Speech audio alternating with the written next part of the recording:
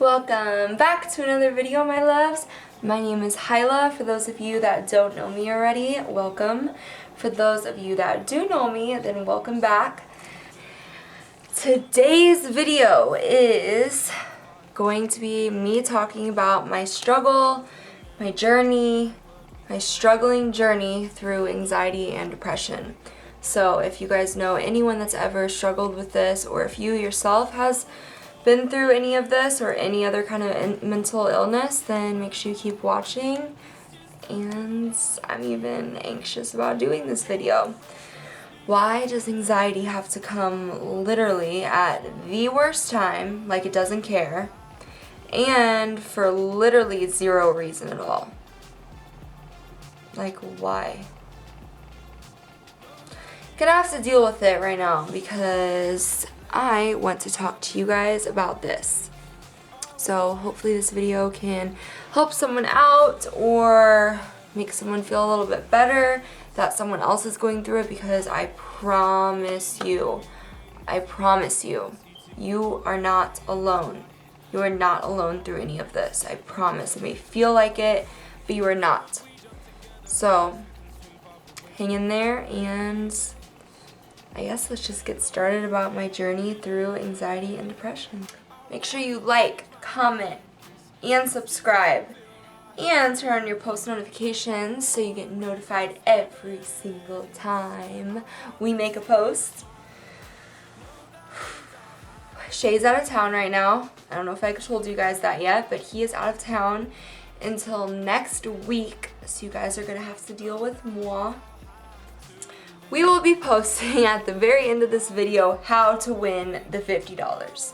$50 giveaway. We will show you how to win that $50, and it's super simple. It's 3 simple, easy, quick steps, and then you have a chance to win that $50. So make sure you watch to the end so we can get you that $50. And okay, whoever needs to hear it, then listen. Anxiety and depression are real. To whoever needs to hear that. So, I have literally been struggling with anxiety and depression for as long as I can remember. I mean, honestly, I think, yeah, I definitely struggled with anxiety before I did ever depression. Anxiety probably started whenever I was about, let's say, 15. Yeah, I was 15 and I was in high school. It's right before 16. It started a little bit then, but I didn't really notice it. I remember, this is stupid, but I remember whenever I was a kid, like 10 or like 9 or something, and I used to always hear all the grown-ups talk about they have so much anxiety, or talk about anxiety. And whenever I was a kid, I wanted to seem like a grown-up and want to be a grown-up and want to have anxiety. And I was like, I always used to say, oh my god, I have so much anxiety about this or so much anxiety about that. My parents are like, what? Like, you are 8 years old. Like, you do not have anxiety about anything yet. If I would have known what anxiety is, I would definitely want to go back to those days whenever I thought I had anxiety.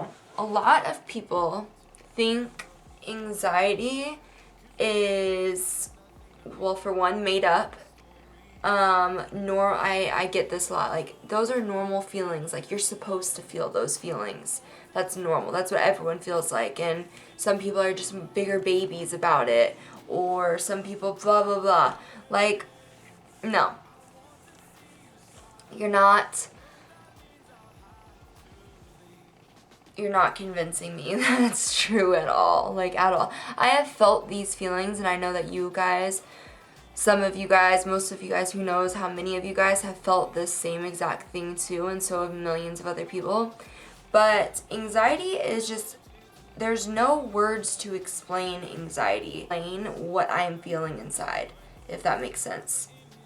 For those of you that have never had anxiety before or don't struggle with it, think of it as, it's just like so hard to explain because there's nothing really like it. There is, honestly, That's crazy. There really is nothing like anxiety. How do you start that? How do you explain anxiety? You like literally can't. Basically, imagine having a pit in your stomach. Okay, you guys can imagine that. You guys have felt that. We've all felt that. Like whenever you get cheated on, or whenever you think you've gotten cheated on, or whenever someone passed. Something is happening where you are worrying, right? So let's get on that track. Think of you worrying. Really, really, really worrying. Say that you just got a call from the hospital and they think it's your mom that got in a car accident and she's barely stable. Think of how you would feel in that racing mind, that pit in your stomach. You are pacing, you don't know what to do, you can't talk to anyone, you can't eat, you can't function. You don't know what to do. That's like anxiety, but it happens all the time. Like, and it happens for no reason at all. Like all of that, to go through all of that for zero reason, and then to come out of it on the other side after a panic attack, and you know it's for no reason. That doesn't make you like, some people will be like, oh, well just tell yourself, obviously there's nothing wrong to have anxiety about, so just tell yourself that. Like, I wish I could tell myself that. Like, I don't listen. Like, my anxiety doesn't listen to that. My anxiety listens to no one. My anxiety is in control of itself, and I have nothing to do with it. I wish I did. And I can't control it, and no one else can either. So just imagine feeling those feelings constantly, and they hit you randomly. Say whenever you wake up one day, or you're just walking down the street and you randomly feel like that. That is anxiety. And as you're thinking, I'm sure it sucks. It literally sucks. So there's so many people that go through it. I'm sure you guys have felt anxiety in one way or the other at some point in your life. There's some people that have mild, there's some people that don't have severe anxiety. Currently, I don't have severe anxiety. I don't know if I would say that I did back whenever I was in high school. It was like moderate to severe. It wasn't all the way severe to where I was having panic attacks like 10 times a day, but I was steadily feeling just anxiety and a weird feeling almost throughout the whole day. But it would come in spurts, but long periods of time. Just never felt right inside. I just always felt just something wasn't right. I didn't know what I was supposed to be worrying about at the time. I didn't know why I feel like this. I didn't know any of it. I just knew what I felt like, and it was hard to explain to anyone. Because you feel like you can't breathe. Like literally you feel like you cannot breathe. I don't do this, but I've known a few friends that throw up every single time that they have a panic attack. So it's like intense. It can be super intense and extremely scary at that. Anxiety is like your own nightmare in your brain, and you being awake for it and you living through a nightmare that's not real. It's your mind telling you that you have to worry about something and it's not even true. There's no other way that I can explain it, I don't think. So anxiety sucks. Me, like my actual self and my own sense of well-being and motivation and just happiness and love for myself have increased a ton, and I've definitely noticed a difference in all of it. But right before all of this was like, I don't even know how to explain it. Basically, I'm going to put it into a few words. I spent a good 2 years, it wasn't the full 2 years, I was going through something for 2 years. It wasn't the full 2 years I was doing this, but for about a year and a half, I was so depressed that I was eating like shit. I was gaining weight and didn't care. Didn't care about my looks at all. Just because who do I have to impress? Like, I don't even care to be outside. Like, I didn't care to do anything. I didn't care to go on vacation. Nothing made me happy. Nothing brought happiness to me at all. And that's why I say nothing physically can truly make you happy unless you find it in yourself. And that was the only thing that got me out of it, was finding it in myself And it was in myself the entire time and I didn't even know.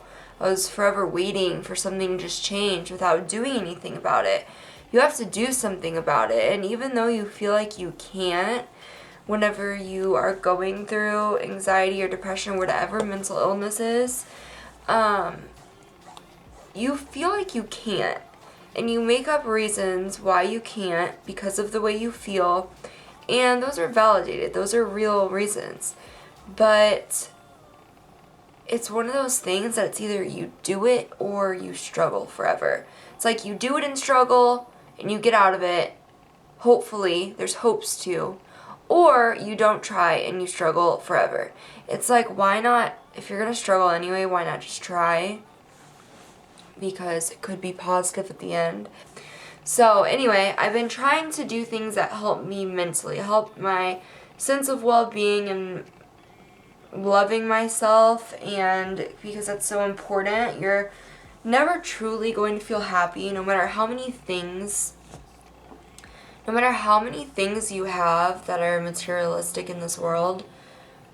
That does not make you happy. Think about how many billionaires are depressed and killing themselves and just not happy. Like, money will not make you happy. And it might make you happy temporarily, or it might make you happy to a certain degree, but that's not what happiness is. You can be happy with money, but you can't depend on money for your happiness, is what I'm trying to say. So it doesn't matter how many things that you have in the world. It doesn't matter what job you work at, what house you live in, what car you drive, what clothes you wear. It doesn't matter any of that. If you do not love yourself, you will not be happy, like truly happy, to where you feel like you completely love yourself and are just genuinely happy. And I firmly believe that. I really think that it takes more than physical things to make someone mentally happy. Like, physical and mental. Why would something physical make you happy? It might make you happy temporarily, but why would something physical hang on to something mental? Mental is a forever thing. Physical things aren't always forever, and they're just different. Physical and mental are different. So why not attach your mental that makes you happy to another mental, something that is mental for you, and make that make you happy? How about meditation makes me happy, or helping people makes me happy? Like, why not have one of those things depend on something like that to make you happy, rather than depend on something materialistic or a physical object or anything like that to make you happy? And even with another person, you can't always depend on your boyfriend or your girlfriend or your fiance, your husband, your wife, any of that to make you happy. That can be your happiness, but you have to be happy first within yourself, and then you can do that. But you need to have it covered with yourself, and it takes a long time, and I'm still working on it. But I used to not at all. Like, I used to think about if I ever used to actually be happy and love myself truly. I never did, because I was always doing things that were bad for me. I was always just self-destructive. So I didn't love myself then at all. Basically, I found out that just happiness is loving yourself and finding things that make you happy, that you can go do and enjoy that. That is places where you can find happiness at. Just getting to know yourself, though, is so important. Like, really getting to know yourself and being your own best friend first and loving yourself first and all that stuff helps all of this. This is kind of off topic, but I thought it was an important and interesting topic to talk about. But so, as far as depression goes, depression is not always, it's not always the face of depression seems to be, they sleep in bed all day, they're the ones that are never smiling, the ones that are always crying, the ones that don't have friends.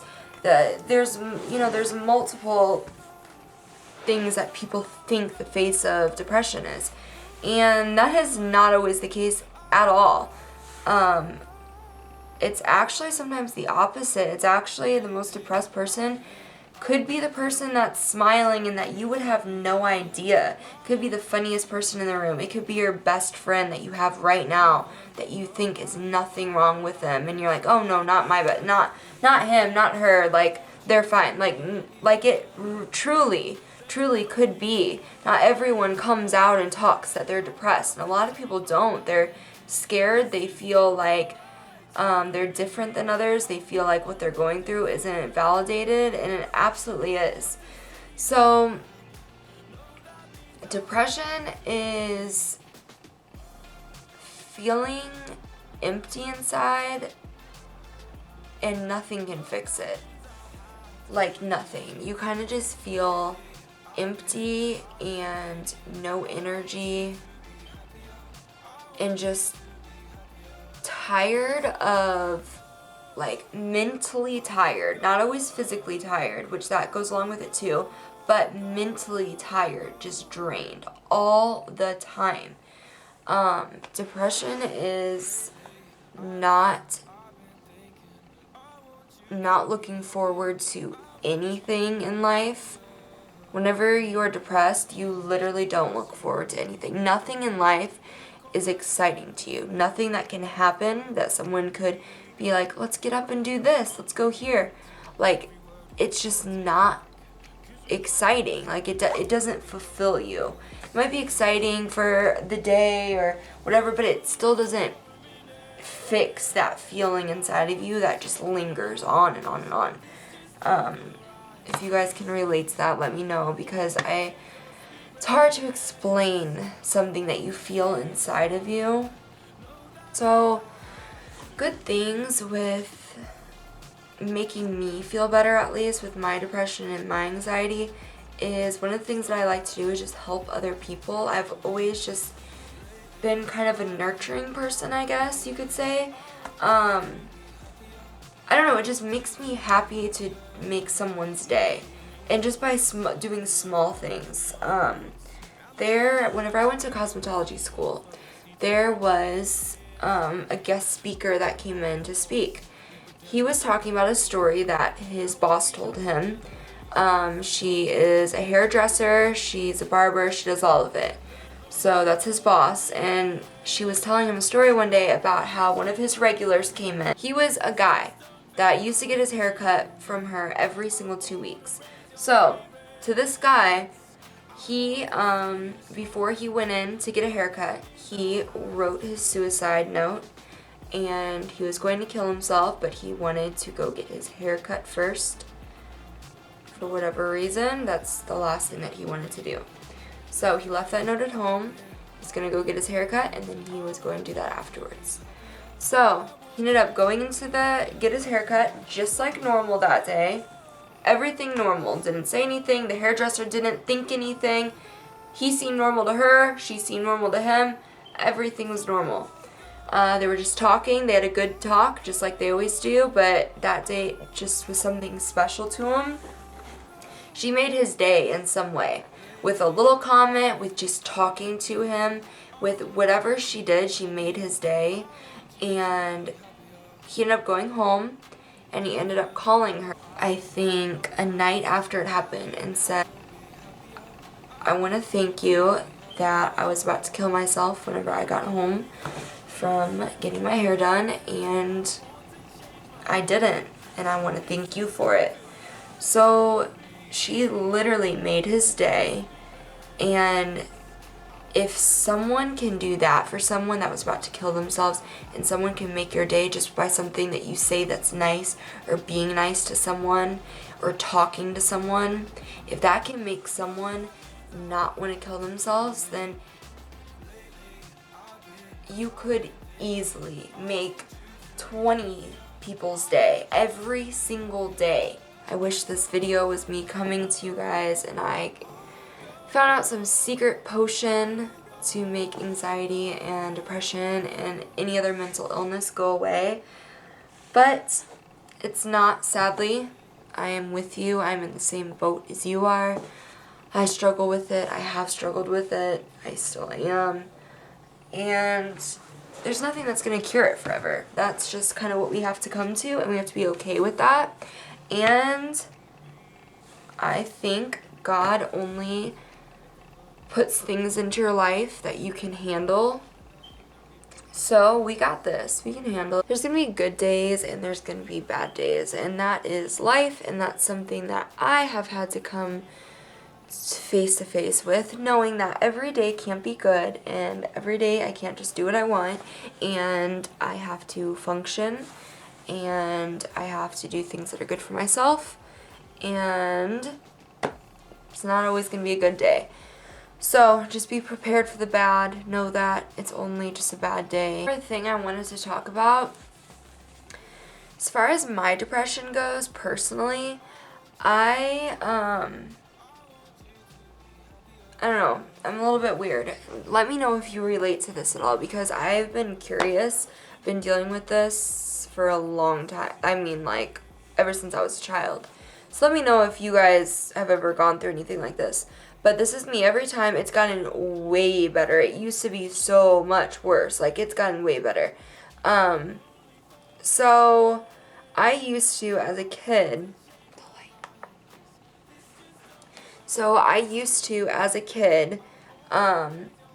every time that there would be a birthday party or my birthday or a vacation or something that I was looking forward to for a good amount of time, something exciting that we were planning on doing, a weekend even, a weekend at the lake, whatever it is, whatever that was exciting and I was looking forward to. And you know how, like, us kids we used to count down the days of when my birthday is, how many days of school left is there, when are you leaving for vacation. You used to count down those days, or at least I did.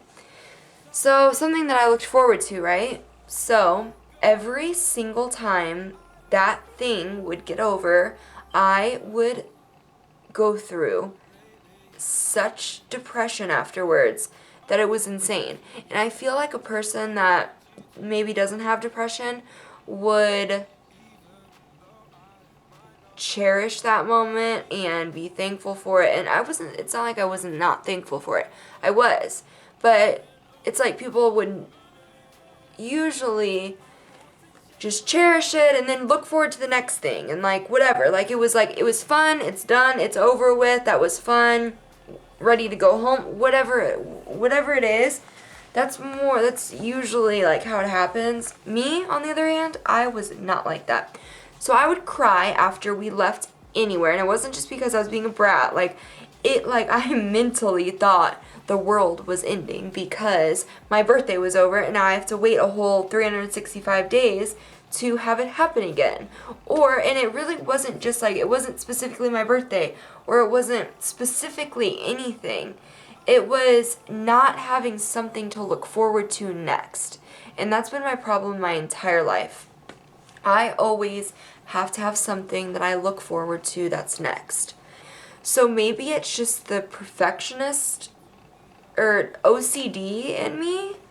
I got diagnosed with OCD as well. So maybe that's OCD in me that wants every single thing to be planned out. That has always been the reason why I continue to get tattoos. So it wasn't just, I know some people get addicted to the tattoos once they start getting them. I don't think that was what it was for me at all. Honestly, it was me turning 18, because that's whenever I really started getting them. Me turning 18, so I was able to do it on my own without anyone telling me I couldn't, even though my parents still told me I couldn't. I hid it, but I still did. So being able to and having that be something that I could control, that I could look forward to, making an appointment and knowing that I have that to look forward to and I can do it as many times as I want, That's what made me keep getting tattoos, is knowing that I had a tattoo appointment, and then if I felt down or whatever afterwards, I would just book another tattoo appointment because it was exciting. I did that with piercings also. I didn't have very many piercings, but I had my ears all the way up, and then I had a little diamond in my nose, and my belly button done. But it's just things to look forward to. Whenever I don't have anything to look forward to in life, I'll end up wanting to do something, and I'll be like, I need to go get a tattoo, or I need to cut my hair, or I need to color my hair. I need, like, those were little things that I could control. So whenever I felt those feelings, I would go straight to those, which isn't healthy, I don't think, in any way. I've gotten out of doing that now because, like I said, I don't always have to have something to look forward to anymore.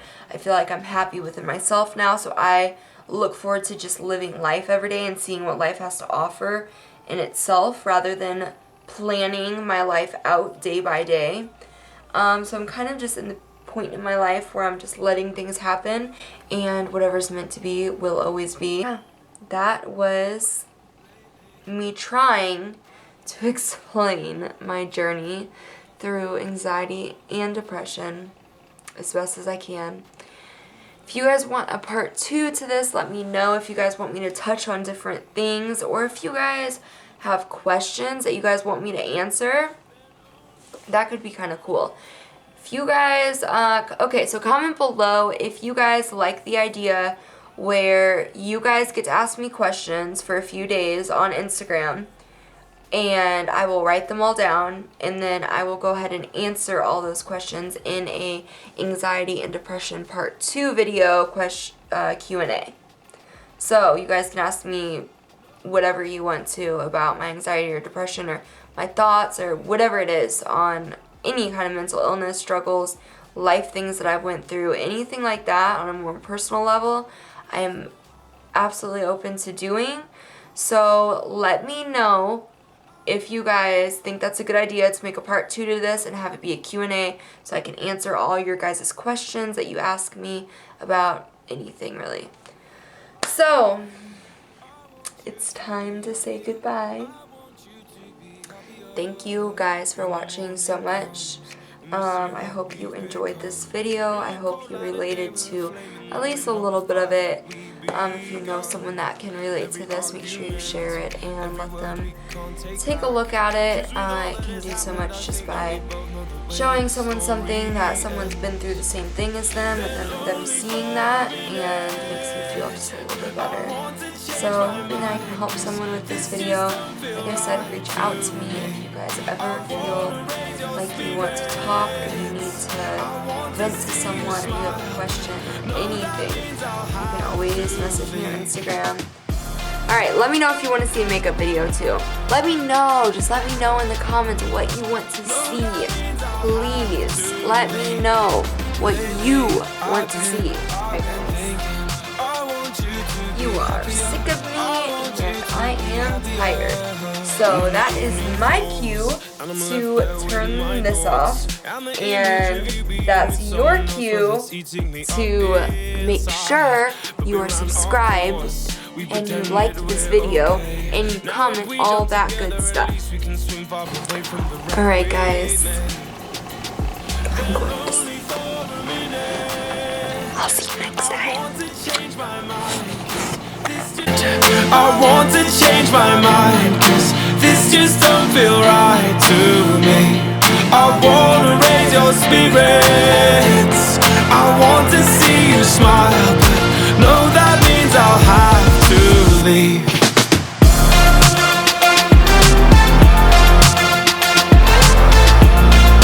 No, that means I'll have to leave. Lately, I've been thinking, I want you to be happier, I want you to be happier.